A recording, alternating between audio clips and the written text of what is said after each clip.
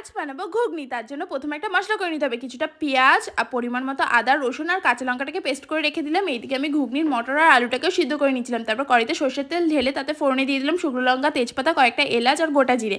তারপরে পেঁয়াজটাকে লাল লাল করে ভেজে নিয়ে টমেটো দিয়ে দিলাম। তারপরে দিয়ে দিলাম স্বাদ মতো লবণ, হলুদ গুঁড়ো, লঙ্কার গুঁড়ো দিয়ে দিলাম পেস্ট করা মশলাটা দিয়ে ভালো করে কষিয়ে নিতে হবে। কষিয়ে নেওয়া হয়ে গেলে তাতে সিদ্ধ করা মটর আর আলুটাকে দিয়ে দিলাম। দিয়ে ভালো করে নাড়িয়ে চাড়িয়ে কষিয়ে নিতে হবে। তারপরে দিয়ে দিলাম পরিমাণ মতো চিনি, দিয়ে ভালো করে একটু নাড়িয়ে চাড়িয়ে আমি জল ফুটিয়ে রেখেছিলাম, সেই জলটাকে ঢেলে দিলাম। তারপরে আমি কিছুক্ষণের জন্য ঢেকে দেবো যাতে ভালো করে ঘুগনিটা ফুটে যায়। ফুটে গেলে এটা নামানোর আগে দিয়ে দিতে হবে গরম মশলা দিয়ে আমি নামিয়ে নিলাম। দেখো এবার আমি একটা বাটিতে ঢেলে নিচ্ছি। তারপরে ওপর থেকে দিয়ে দিলাম শসা কুচি, পেঁয়াজ কুচি আর কয়েকটা কাঁচা লঙ্কা কুচি। দেওয়ার পরে ওপর থেকে একটুখানি বিট লবণ সরিয়ে দিলাম আর ভাজা জিরের গুঁড়ো দিয়ে দিলাম। তারপরে একটুখানি লেবুর রস দিয়ে দিলাম। এইভাবে খেতে কিন্তু অসাধারণ লাগে। তোমরা একবার ট্রাই করো, খুব ভালো লাগবে। আর তাড়াতাড়ি চ্যানেলটা সাবস্ক্রাইব করে দাও। চলো।